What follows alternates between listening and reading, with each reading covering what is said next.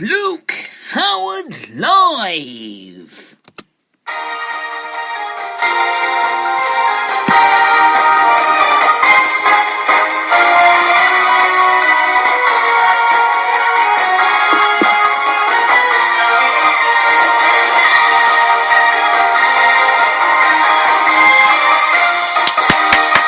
Woo, woo, woo! A round of applause. Woo, woo, woo, woo!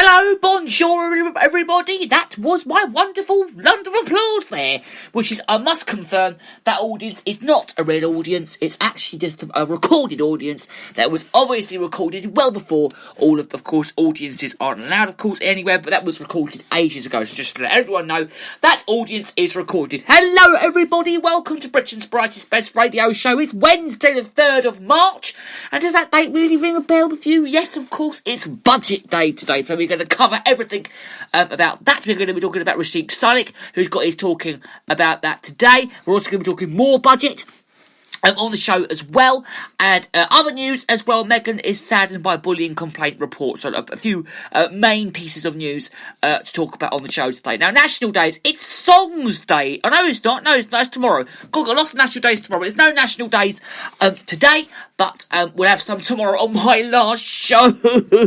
No! Yes, of course, tomorrow's my last show. Until next Saturday, I'm not going anywhere. I'll be back after that next Saturday, of course, because that show will all be back to normal. Yes, of course, Saturday's 10 till 10:45, so don't worry, because you haven't got rid of me. Of course, you've never got rid of me. Honestly, you never get rid of me. Anyway, okay, so that's what we've got coming up today. Oh, I basically just said what we've got coming up today. Okay, I'll repeat that, and I'm also going to tell you how you can get in touch with the show today as well. Of course you can email us. It's GaryJHoward68@hotmail.com. You can email us there. You can also email us on 3454577@student.hrc.ac.uk. You can also get in touch with my colleague Michael Walker, which is 34477@student.hrc.ac.uk. And there's his other email as well. His other email is mvwalker2002@icloud.com, and he'll get back to you and say you've got a mention on his show on Friday. Now, you can also get in touch with us via Instagram. It's the Luke Howard fan page. And of course, his Instagram is Michael Walker Live. Okay, 132. Michael Walker Live 132. And that's the way you can get in touch with the show. And I've also said what we've got coming up as well. So I'll just have a little repeat. So we're basically talking about the budget today on the show. And of course, Meghan, who's been saddened by some bullying complaint. So we're going to talk a little bit about that later on in the show. It's all kicking off on the show today.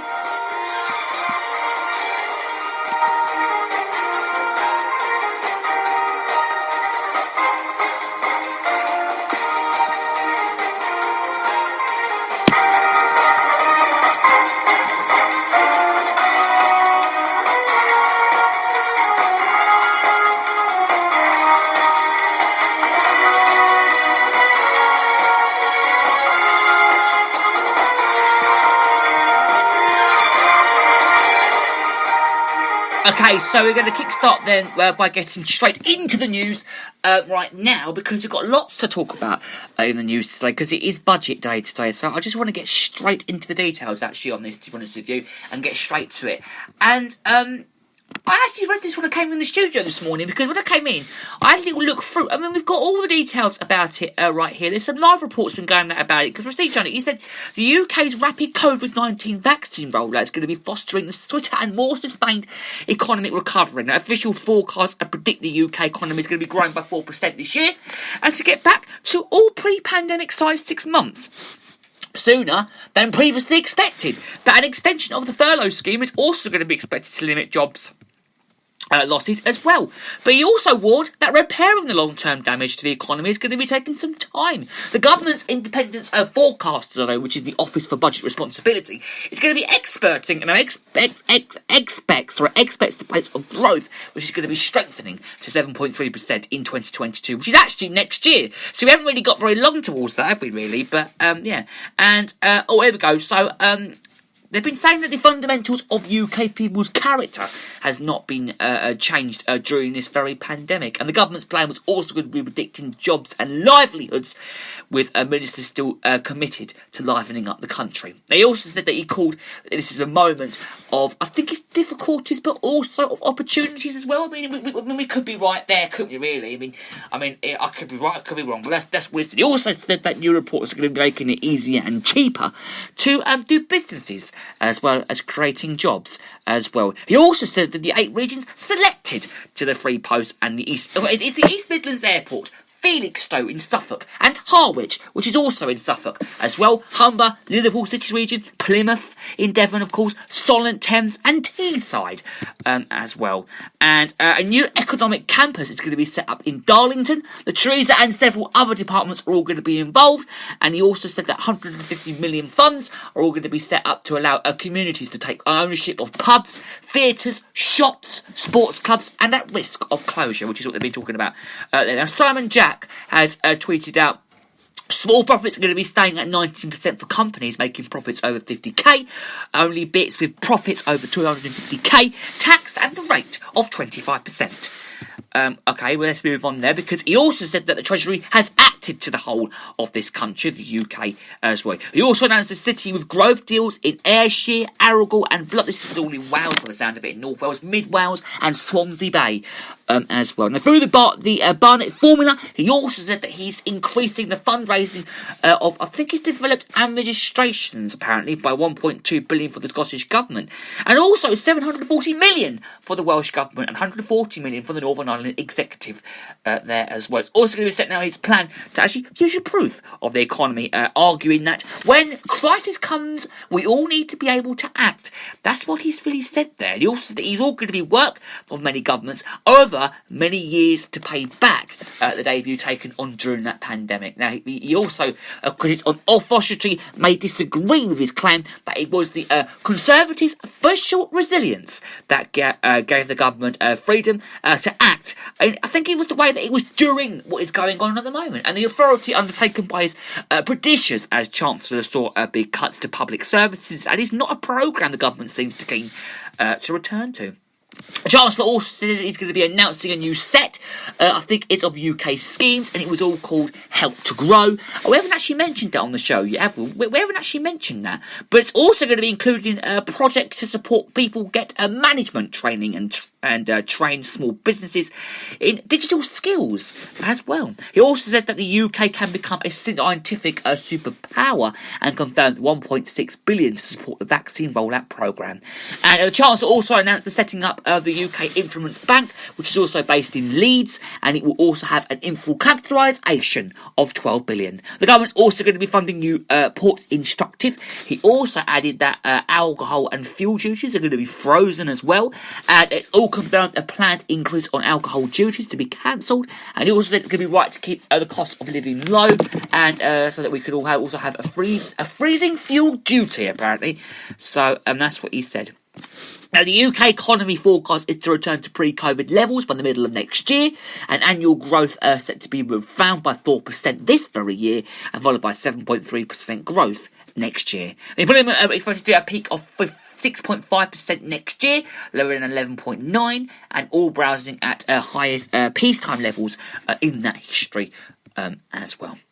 And he also said that his corporation tax positions was not going to be popular, but apparently it's going to be honest and responsible there. He also announces that to boost investment, there's going to be a simple this deduction apparently in tax for companies that invest in Uberisation. He also said that in 2 years' time, 2023, he will raise corporation tax to 25%. He also adds that the UK is also going to still have lowest corporation tax in the G7. He also said that he is creating a small profits rates to ensure only businesses with profits of over 250,000 will be taxed with 25% rates. And he also meant that only 10% of all companies are all going to be paying the full higher rate.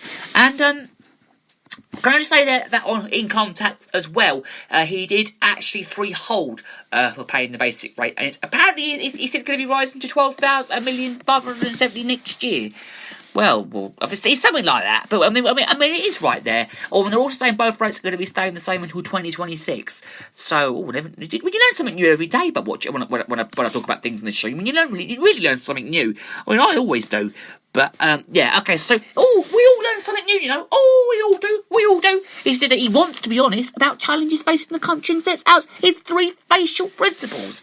And he said it is the right to help people through an acute public crisis. But in normal times, though, he said that the state should not be borrowing to pay for everyday public spending. He said that we cannot allow debt to keep rising. And thirdly, he said that it is sensible to take advantage of lower interest rates to invest in capital projects there. So there you go. I think we'll leave that one there, I should think, and move on. Moving swiftly on, as they say, to the next story, and apparently the next one is still about him, but setting that economic recovery plan. So they've actually set a plan about it now, then, because they're going to be delivering the first budget since the COVID pandemic was declared, and they all promised to level with the public about the state of the UK economy with the biggest national debt in more than 50 years. Can we also say that this main focus is also going to be preventing, apparently, mass job losses, and businesses are all going to be collapsed after the withdrawals emergency support? Okay, well, let's press on down the bottom a little bit there, because the government source has also told the BBC the Chancellor is set to extend the £20 a week top up to a universal credit for 6 months. It's going to be helping struggling households, apparently. Meanwhile, 600,000 more self-employed people, many of them who lost their jobs due to a pandemic downturn. Like myself, I lost that job at the cheese shop, so I'm sort of in the same boat, really, but he also is going to be expected to announce that 750 civil service jobs at the Treasury will be transferred to Darlington in the northeast of England as part of the government's plan to move decision making out of London. 408 million for museums, theatres, and galleries in England, which is what we spoke about the other day, which is what you must have remembered, because we did. Speak about it the other day. It's going to be reopening with COVID restrictions, which are going to be eased, and 150 million is to help the communities to take over pubs in danger of closing. A 300 million summer sports recovery package, including cash for English cricket. And also, they're going to be setting up the government's plans for duties on alcohol, tobacco, and fuel as well. It's all been reported, apparently, that the rate of corporation tax is paid by businesses on their profits, and it's all going to be rising from 19% to 23%. And the budget came at a time when businesses are suffering while public finances have been damaged by months of COVID restrictions and lockdowns. And official figures show the UK economy contracted by 9.9% last year, and unemployment rose to 5.1%. And in the 3 months to December, the worst rate was also since 2015 as well. And with the tax rate taken down as it's spending up, the government is expected to borrow $394 billion during the current financial year. And the Chancellor is going to be taken to King to phrase the rollout of vaccines, with more than 20 million people having been given doses across the UK. It's also been expected to react the commitment to the economy following a roadmap set out last week, if you all remembered, and which would actually allow COVID restrictions on business and individuals by the end of the 21st of June. At the earliest. And he also is going to be warned of challenging times ahead, with unemployment likely to keep rising for the next few months.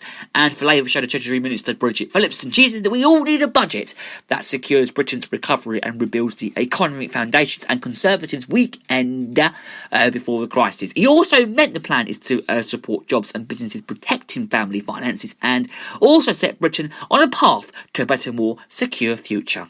Okay, he also said that he was concerned that companies are going to have to step in and pay greater contributions. And the previous budget took place on the 11th of March last year, the same date as the World Health Organization declared COVID to be a global pandemic. Okay, leave that one there. One more story then now to talk about today, and we're going to finish off by talking about Meghan, who was saddened by bullying complaint report. Now, what we're going to do is talk a little bit about this now, and then I think we'll talk a little bit. I think we'll talk a little bit about it later on. Because Times newspaper said that Meghan allegedly drove 2 personal assistants out of the household and admitted the confidence of third number of staff. And a spokesman said that it was the latest attack on the character, and it came before Meghan and Prince Harry's TV interview with Oprah Winfrey. It's going to be due to air in our country on Monday next week. They lived at Kensington Palace for nearly a year after her marriage, and the Prince Harry, they got married back in May 2018, and Buckingham Palace. which is responsible for the hearing of the royal staff, has not commented on the report. Kensington Palace has also been contacted for a comment, and a statement was issued by Meghan's spokesman, who said the Duchess is standing by the latest attack on her character, particularly as someone who has been the target of bullying herself, and is deeply committed to supporting those who have experienced pain and trauma. And the complaint was made in October 2018, apparently, and it was issued by a spokesman, and it said the Duchess is standing by this latest attack on her character, particularly as someone who has been the target of bullying herself, and is deeply committed to supporting those who have experienced pain and trauma there. And she's also determined